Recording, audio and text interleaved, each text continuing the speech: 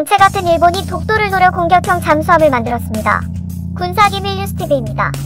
독도가 역사적으로 한국 영토임이 분명하다는 증거가 속출하는데도 호시탐탐 군사력을 동원해 독도를 벗어가려고 야욕을 드러내고 있는 탓에 우리 군대는 언제나 일본보다 한 수 위의 군사력을 갖추고 있어야 하는데요. 다행히 우리 국방부가 이를 모를 리 없습니다. 하룻강아지 같은 일본의 야욕에 대해 한국이 보란듯이 새로운 잠수함을 진수했습니다. 게다가 한국은 그간 국제훈련에서 민폐라고 할 정도로 뛰어난 잠수함 운용 실력을 드러내왔기 때문에 한국이 새로운 잠수함을 진수했다는 소식과 함께 핵잠까지 계획하고 있다는 소식에 주변국들의 견제가 커지고 있습니다. 관련 소식 자세히 살펴보겠습니다. 일본이 지난 10월 첫 번째 신형 디젤 전기식 잠수함을 진수하면서 잠수함 전력을 22척으로 확장시켰습니다. 이 잠수함은 일본이 현재 보유한 소류급 잠수함에 대한 후속 잠수함 중 첫 번째 함정입니다. 이 잠수함이 전력화되면 해상 자위대는 22번째 잠수함을 보유하게 됩니다. 일본은 2010년 방위계획대강에서 잠수함을 16척에서 22척으로 증가하는 결정을 발표한 바 있습니다. 해상에서의 군사력을 증대에 대놓고 바다를 맞대고 있는 한국을 견제하겠다는 야욕을 드러낸 겁니다. 더 이상 일본의 패서만 독도 뺏어가기를 두고만 볼 수는 없습니다. 안녕하세요. 군사기밀 뉴스TV입니다. 알람 설정을 하시면 영상 업로드 시 바로 시청하실 수 있습니다. 시청해주셔서 감사합니다. 우리 국방부는 일본에게 보란듯이 장보고함에 이은 두 번째 3,000톤급 중형 잠수함인 안무함을 지난달 10일 처음으로 진수시켰습니다. 이번 안무함 건조로 한국은 중형 잠수함을 독자적으로 설계하고 진수한 10여 개 국가 대열에 합류하게 됐습니다. 안무함이 이른바 핵추진 잠수함의 밑그림인 셈입니다. 안무함은 길이 83.3m, 폭 9.6m 크기로 장보고이급 잠수함 대비 2배 정도 커진 규모입니다. 또한 수중 최대 속력은 37km/h 이상으로 기존 잠수함보다 더 빨라적 잠수함을 추격하며 격침할 수 있습니다. 특히나 잠수함 발사 탄도미사일인 SLBM을 발사할 수 있는 수직 발사관도 6개나 갖추고 있습니다. 이번 SLBM 탑재는 우리 국방부가 향후 북한 전역을 타격할 수 있는 SLBM 보유 계획에 발맞추기 위한 것으로 보입니다. 이 스펙은 가히 대단하다고 할 수 있는데요. 3,000톤급 잠수함이 탄도탄 수중 발사 10기를 가지고 있다는 스펙만으로도 중국, 일본이 엄청나게 쩔끄럽다고 느낄 정도로 파급력이 강합니다. 여기에 만약 현무사 10발 정도만 넣고 다닌다면 웬만한 전술핵 넣어놓고 다니는 수준으로 주변국을 위협하고 견제할 수 있습니다. 심지어 안무함은 핵잠이 아닌데도 상당히 오랫동안 잠항이 가능한 핵잠이 아니라도 독도를 노리는 일본을 충분히 견제하고도 남을 스펙입니다. 특히 안무함은 국내 기술의 비율이 70%가 넘는 잠수함입니다. 초기 설계 단계부터 민, 관군 협력으로 잠수함의 두뇌 역할을 하는 전투체계와 수중 수상 탐지 체계인 소나를 비롯해 다수의 국내 개발 장비를 탑재했습니다. 이때 잠수함은 필수적인 비대칭 전력이지만 잠수함을 자체 설계 건조하여 운용하는 것은 결코 쉬운 것이 아닙니다. 우리나라는 3,000톤급 장보고3 잠수함인 보산 안창호함을 지난 2018년 9월 진수함으로써 세계에서 12번째로 잠수함을 독자 설계 건조하는 국가가 됐습니다. 현재 3,000톤급 이상의 잠수함을 운용 중인 국가는 미국, 영국, 프랑스, 러시아, 중국, 일본, 호주, 인도 등 8개국분으로 한국은 다른 선진국들에 비해 100여 년 늦게 잠수함 건조 사업을 시작했지만 짧은 기간 내 독자적인 설계 건조 능력을 확보했으며 이 속도대로라면 향후 100% 국산 기술만으로 3,000톤급 이상의 잠수함 건조가 가능할 것으로 전문가들은 내다봤습니다. 장보고3 잠수함을 순수 국내 기술로 설계 건조한다고 했을 때 많은 사람들이 우려를 표명했고 잠수함 선진국 등에서도 한국이 독자적으로 잠수함을 건조할 수 없을 것이라며 부정적으로 바라봤습니다. 그러나 로산 안창호함은 계획된 일정에 따라 진수 및 최대 작전심도 잠항시험을 성공적으로 마쳤고 이번 안무함 진수로 인해 전 세계가 한국의 잠수함 설계 건조 능력을 다시 보게 되었으며 세계 디젤 잠수함 시장에서 큰 반향을 일으킬 것으로 예상됩니다. 이렇듯 우리 국방부는 최근 잠수함에 많은 예산을 투입하며 공을 들이고 있습니다. 왜냐하면 잠수함은 어디서 떠올라 어디를 위협할지 알 수 없어 대표적인 비대칭 전력으로 평가되기 때문에 특히 아시아 태평양 지역 내 한중일의 해양 패권 경쟁 가속화로 이를 견제할 고슴도치 전략으로서 잠수함의 중요성이 부각되고 있기 때문입니다. 즉 누군가 고슴도치를 공격하면 그 가시 때문에 피해를 입게 되는 것처럼 잠수함은 해상전에서 강력한 전쟁 억제와 보복 수단이 된다는 것입니다. 현재 우리 해군은 1200톤급 잠수함 9척과 1800톤급 잠수함 9척 등 총 18척을 운용하고 있습니다.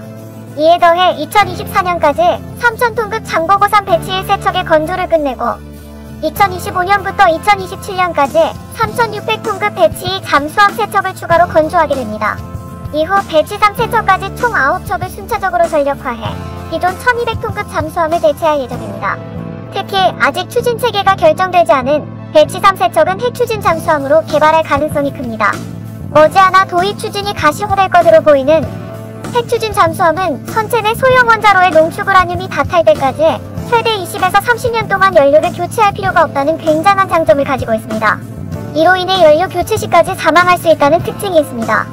또 항해 속도도 재래식 잠수함보다 3배 이상 빠른 것으로 알려져 있어 북한 SLBM 탑재 잠수함을 지속적으로 추적하고 검토하는데 가장 유용한 전력이 될 것으로 보입니다. 해당 기사를 접한 네티즌들은 뿌듯하다. 한국 국방력이 예전과는 다르다는 건 주변국인 일본과 중국, 북한이 제일 잘할 거야. 독도의 털끝 하나라도 건드렸다간 한국과 전면전을 감수해야 할 텐데 일본은 절대 못 그럴걸. 그런데 한국은 잠수함만 잘 만드는 게 아니라 잠수함 운용 능력도 뛰어난 걸로 유명합니다. 한국 잠수함들은 국제훈련에 참가만 했다 하면 맹활약을 보여 다른 참가국들이 한국의 실력에 입을 다물지 못했습니다.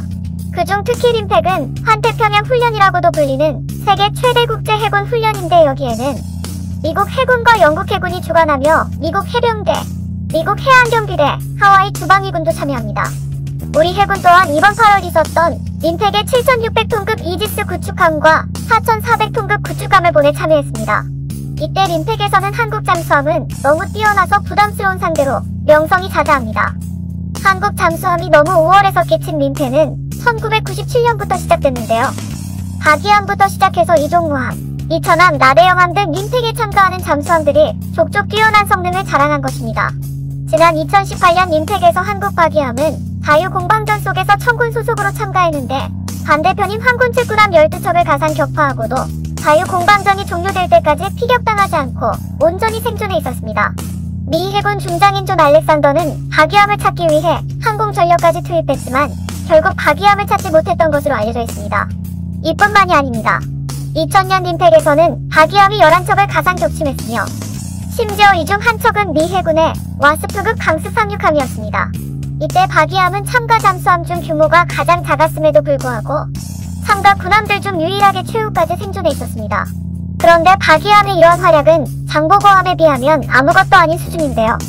2004년 임팩에 참가했던 장보고함의 경우 상대편의 모든 수상함의 가상 어뢰를 명중시켰지만 정작 스스로는 전혀 탐지되지 않은 전설적인 전력이 있습니다. 게다가 장보고함이 감지 시스템을 피해서 명중시킨 배 중에는 미 해군의 10만 톤급 핵항모인 존 스테니함도 포함되어 있었습니다. 장보고함이 명중시킨 상대로는 미 해군 이지스급 구축함 2척, 이지스급 순양함 2척, 일본 일반 구축함 4척 등 명중시킨 배만 30여 척이며 혼자서 명중시킨 가상어뢰는 무려 40개에 달합니다. 즉 장보고함은 상대편의 규모가 어떻든 상관없이 가상어뢰를 모두 명중시킨 겁니다. 장보고함 또한 박이함과 마찬가지로 상대편들을 죄다 명중시켜 격침해놓고는 정작 스스로는 탐지되지 않아 끝끝내 찾을 수 없었습니다. 오죽하면 훈련이 끝나고도 아무도 장보고함을 찾지 못하자 장보고함이 스스로 나올 수밖에 없었다는 이야기까지 돕니다. 장보고함에게 이제 훈련이 끝났으니 그만 나타나라고 명령하자 갑자기 미 해군의 항모 밑에서 장보고함이 떠올라 참가국들이 다들 놀라며 입을 다물지 못했다는 것입니다. 1999년 서태평양 잠수함 연합훈련에 참가했던 이천함의 경우도 너무 뛰어난 실력 때문에 다른 우방국들의 훈련을 망쳤던 일화가 있습니다. 당시 훈련을 위한 표적함은 12,000톤급 해역 순양함인 오클라호마시티였는데 미 해군들은 10,000톤급 이상인 오클라호마시티가 강화된 철제와 조밀하고 섬세한 격벽으로 만들어졌기 때문에 두 방에 쉽게 침몰될 수 없다고 판단해 첫 훈련을 이천함에게 맡겼습니다. 그런데 이천함은 첫 한방으로 10,000톤급인 오클라호마시티를 두 동강 내서 격침시켜버렸고 이후 줄줄이 훈련 대기 중이던 다른 우방 잠수함들 훈련을 망치고 말았습니다. 한국 잠수함들의 이러한 전적 탓에 오죽하면 한국이 너무 뛰어난 임팩은 2010년 이후 한국 잠수함들에게는 공격 임무는 맡기지 않고 수색과 정찰만 맡기고 있습니다.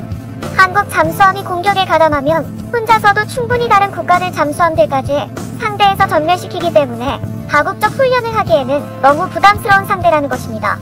이에 네티즌들은 장보고함이 뛰어난 것은 사실이지만 비슷한 스펙인 다른 나라들에 비해 이렇게나 성적이 좋은 것은 우리 해군들의 운용 능력이 대단하기 때문이다. 해군 장병들의 실력의 경의를 표한다. 우리나라 잠수함 전술 능력은 세계 최고 수준이다.